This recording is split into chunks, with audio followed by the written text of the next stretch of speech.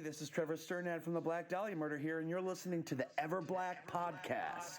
Hey, humans, Carl, this is Odorous from Guam. Going to battle Fear Factory. This is George Cole from Under Fisher. This is Jazz from Double Drop. This is Wade from Our Last Enemy. Mike Nick from Suicidal Tendencies. Hey, this is Wednesday 13. This is Rex from Kill Devil Hill. This is Gary from Sepultura. You're listening to Everblack podcast. All right, before we go into this episode, we just need to give a shout out to our show supporters, the brutal occult clothing brand Electric Witch, who have amazing apparel from shirts to hoodies to hats to beanies and more. Check out their full range at electricwitch.com.au and put in the code EverBlack for 20% off your order. Don't forget to subscribe, rate and review the Everblack podcast through Spotify, iTunes, YouTube and Facebook, and check out all our articles at everblackmedia.com. All right, on with the show. Johannes, appreciate you joining us on the show, buddy. Thank you very much. Happy to be here. You're over there in, is it Avatar country or Sweden, or where are you in the world right now? I am in Helsinki, Finland. The rest of the band is in Sweden still. I met my wife in Finland. Rock, paper, scissors, she won. Is that close by to the other dudes where you can sort of get together and jam and stuff like that? Not in this particular moment in history, because we avoid flying, going to different countries. But yeah, and under normal circumstances, it's a 1 hour flight. At this stage in our careers where we are on the road so much, like it wouldn't have worked back in the day when you meet to rehearse twice per week and keep things going like that. Now it's so project oriented, the life cycle of an album, then it makes sense to fly in and out for specific stuff. So nowadays it's not a big problem in this day and age. And it was also the alternative would have been to, there's a difference between, hey, okay, I live here now, honey. See you in a month. I'm going on tour. It's, that I came to where she was living, as opposed to welcome to Sweden. See ya. There's different connotations there. Yeah. So what's the best solution. That's awesome, man. Well, of course, I checked out the new Avatar album, Hunter Gatherer, which is out this week on August 7, and dude, it's killer. I've been cranking Thank it. you. Yeah, it's amazing. Thank you very much. I'm disgustingly pleased with it. And also the fact that the release date now is happening, I'm going to be here at home. The last two ones we've been on the road. And if there's, it's today? But now it will be a little bit more of an event in a different way. And personally, of course, that night, that particular show where it would be the release that you say on stage, our album's out today, yay! In this little personal space, this little bubble in which most of it was conceived, that to feel the release from here. I don't know, I'm kind of excited about it. It's going to be different. Avatar Country seemed a lot more lighthearted and fun, where this one feels a lot more serious. Well, our discography has more serious things than funny things, obviously. So it was more like Avatar Country was the diversion, which was a combination of certain things that happened. One being just during the whole, again, the touring and promoting of Feathers and Flesh, we found ourselves keep going back to joking or taking the piss out of different situations and how we showed up to dress, how we dressed ourselves showing up on a red carpet somewhere, all these different things where or how we made our music. We started to kind of have fun, obviously, but it was also, I guess, a kind of defense mechanism and sometimes a middle finger to different situations. But so the whole humor brain went spinning faster and faster in a period where we also, for a year, pretty much before every show, we would listen to Hail and Kill by Manowar and kind of get into that lane of, dragon slaying heavy metal. That is very much, for me, the roots. That is, Halloween and Blind Guardian and stuff. That is when I stopped cutting my hair, when I heard that. A couple of things that just started to build up and needed to be purged creatively. The traditional heavy metal is a love letter to heavy metal, really, the whole album as an idea. And then combined with the whole inside joke of Jonas being a king. That started with him changing middle name on Facebook to Kungen, which is Swedish for the king, in order to annoy his friends. And it worked. I was super annoyed. But we also always knew it will be fun and funny to do once. This is a magical mystery tour. So this weird thing you can, our creative process is a pendulum, swinging back and forth. And as we took it to such an extreme in one direction, we already knew as soon as we were done recording Avatar Country that next one's going to be really heavy, right? Yeah, it's going to be heavy. One other thing Avatar Country did, there are some personal things still, snuck in there. Comes from within. But it wasn't explicitly that kind of self-therapy thing that a songwriting has been for, at least for me, but I believe I speak for the whole band, since we were teenagers. So then we have 2 years without that kind of therapy. So the darkness that came out was even more compact.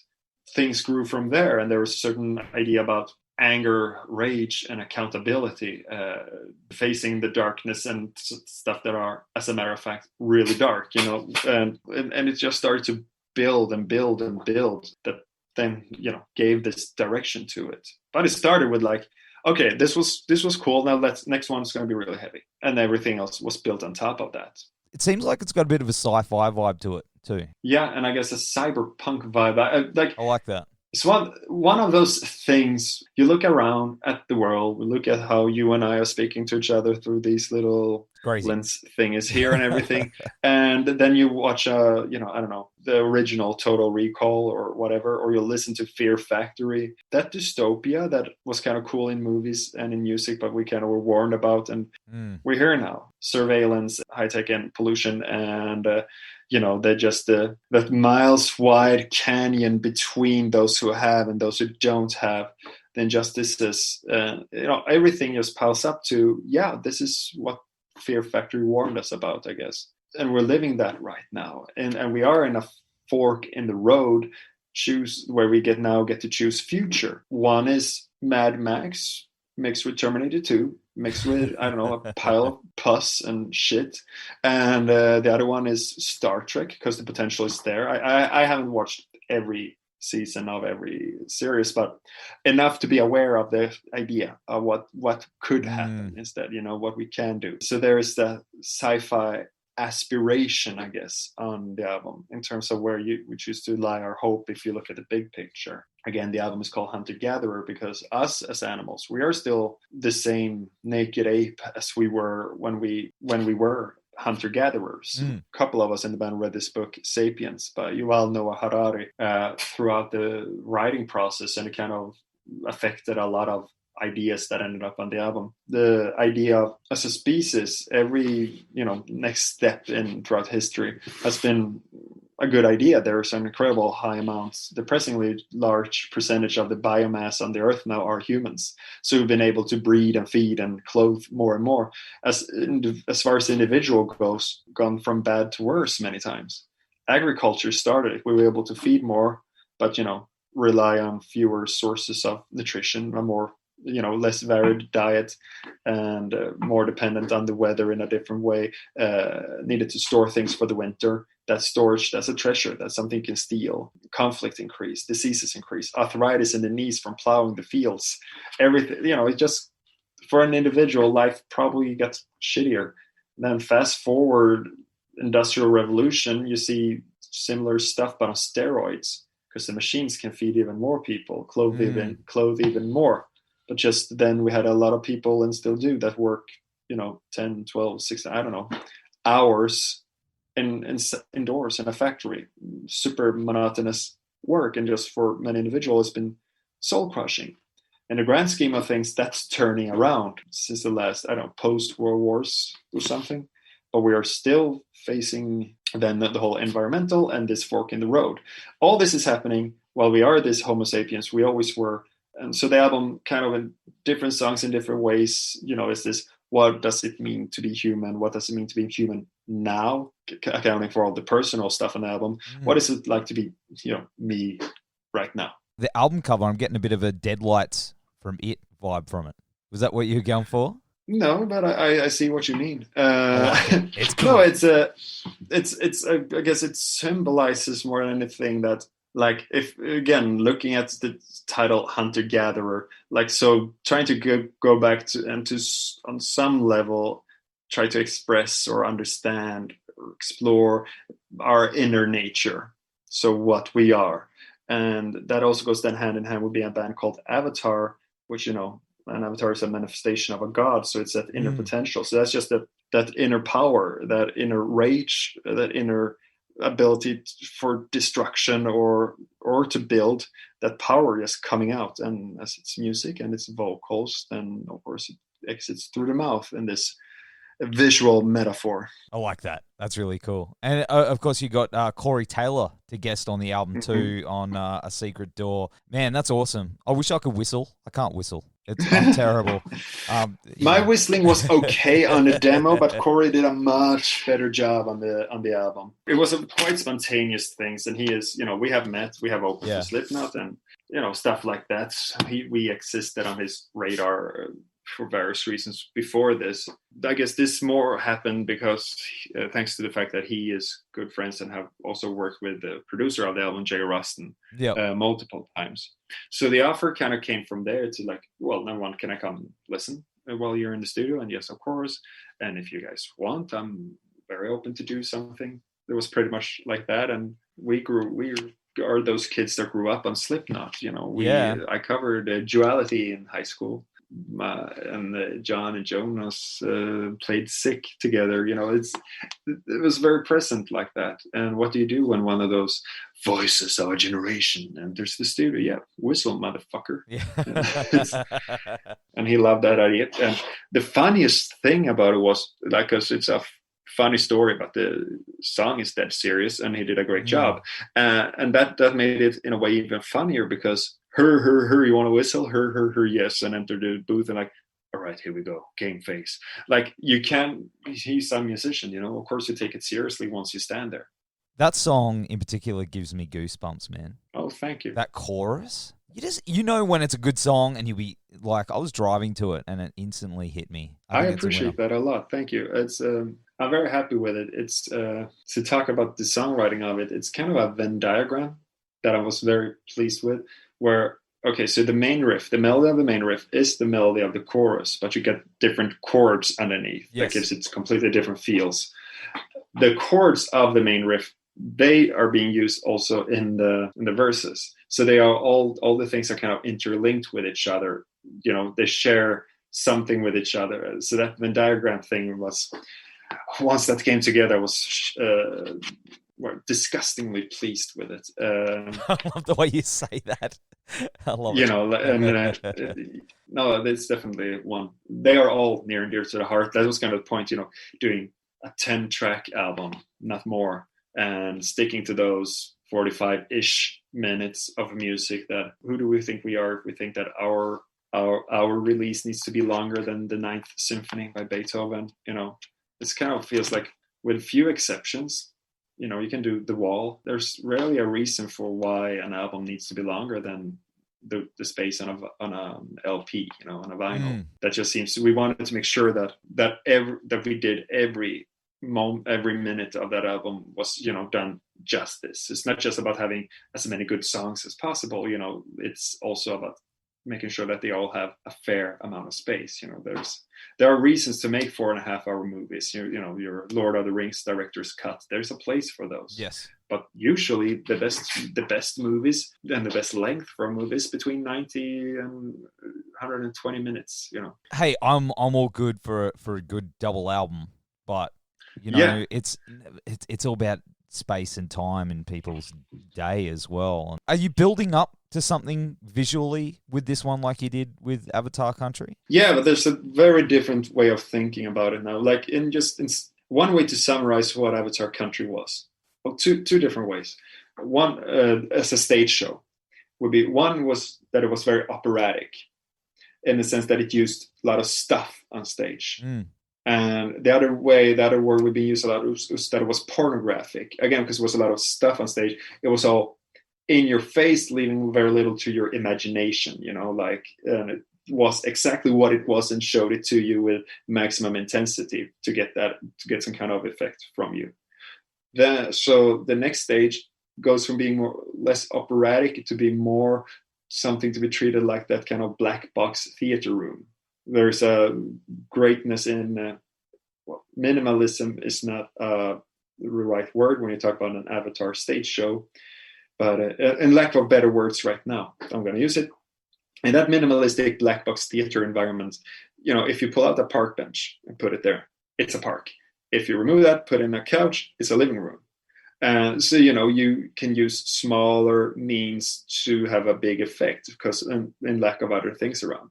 The other opposite word to pornography here would be to make a stage that is more eroticism, not literally, our clothes stay on, but just in the sense of creating something that triggers the viewer, the listener, to do some of the work for him or herself. And I just think, like, in this, sexual analogy, there's a difference between a pornographic thing and an erotic thing. And there are more subtleties, obviously, to when you do it erotically, but it also gets deeper. It's something more powerful and something that connects to something more in you. And there's a marriage between, reptile brain and, intellect and everything. And in practical terms, this has a lot to do with the light show. It has to do just to use darkness in a more efficient manner to also reflect the darker album. It also has to do with, again, if you remove more of those, set piece components on a stage, it's more about us on stage, our bodies. Our stage clothes are this time of more, done with where we were kept in mind to be able to move as freely as possible with them. And they are, again, not revealing, again, the whole porn and erotic talk is not to be taken seriously. No, I know what you mean. Yeah. But still, there's more movement, and there is a bit more skin. There's a bit more, the more direct, fewer layers between us and the audience. So there's more intimacy. Yes. That I feel like I look forward also to take with us as the shows, like the tour we had booked and obviously won't be doing for a while, where, we've been playing bigger and bigger places. And the challenge is always, if you play a small place, you want to make it feel big. If you play a big place, you want to make it feel small. Those big, massive festival stages to really reach those people far in the back, in the beer tent. And then, and I think this kind of stripping down and rebuild, and then again, having that sharpness, that articulation. I know it's all very abstract, but it's kind of mid-process, and then we kind of had to halt it for obvious reasons. How are you guys maneuvering that? I know you had this whole tour and everything, but you guys had an amazing year last year. Putting those plans on hold and stuff like that, like all in all, we are okay. I am, I'm not sick. My wife's not sick. My dog is not sick. My mom is not sick. My sister had a baby. The baby's not sick. I am still able to do work from home. I'm talking to you. So in that sense, it's okay. Tomorrow would have been the start of the tour. Oh, man. Sorry to hear that. And I think at some point during the fall, this will catch up with us all in one way or another. But, it's all about taking it one day at a time, making the most of it. And I have, spending this time exclusively with my wife over a long period of time uninterrupted hasn't happened since we got together, That's nice, though. That's really yeah, good. exactly. It never happened. Yeah, man. I have become accustomed to travel to weather, to travel in and out of different seasons, depending, from Toronto to Texas to, to different parts of the world and everything. So now to have been more stationary and see the arrival of spring, I'm very familiar with the seabird life around here, the swans, and all those that I don't know the English names for. In Swedish, there's one called dopping. That is a particular favorite of mine. Those things, they kind of stop and smell the roses stuff. And we just have to continue to figure out, we have already figured out a bunch of things that we are doing now instead of touring that we maybe should have done a long time ago as a band. Drum instructional videos for drums, guitars, and bass, and Q&As, and just the online presence. And we will fill out the time with that in the meantime. I think it's going to have a really massive effect in the end, because when you guys do hit the road after this album, because it is phenomenal, it's going to be huge, dude. It's going to be massive. If it lands, if it resonates with people, then then I think it will be, of course, very special to be out there again. And we all going to enjoy it way more than we would have otherwise. And we were already enjoying it a lot every time. love touring. I don't understand the people who complain about the other hours being boring. You know what? There's nothing stopping you from filling out your life with other things as well. You know, while on the road. And I just love the performing arts. That's, you know, I'm in a band because I want to write and perform my own material. That's why we as a band do this. And the final incarnation, the place where the music truly happens the most isn't even on the album, it's on stage. And I love that.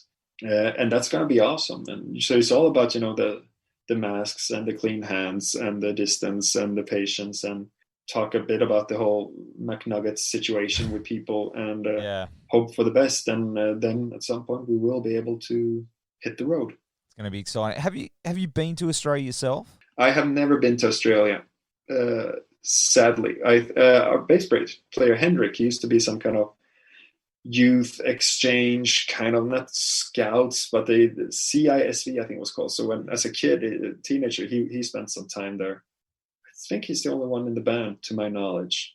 And, you know, have close friends here in Finland from Australia. No, but I like, that's the thing, right? The first show is the hardest.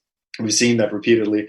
Like the last one of those doors we kicked in last year was Mexico. Was like that. For the longest time, we saw the online presence of Mexicans who wanted us to come, and all that made us know that, you know, we need to go. And finally, we got to play a festival that opened the floodgates. Now COVID happened, so here we are.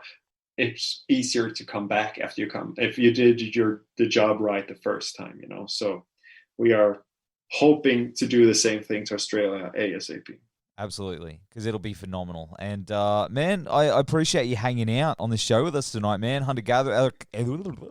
It's late at night. Let me rewind that. Hunter Gatherer comes out this week on August 7. All the best to you and the boys. And thank you very much. How are you going to celebrate it? I'm going to listen to the album once, and then I'm going to write another album. No stopping you, my friend. Well, dude, all the best, man. And I hope to see you again soon. Excellent. Well, thank you very much. It was nice talking to you. You too. Thanks, buddy.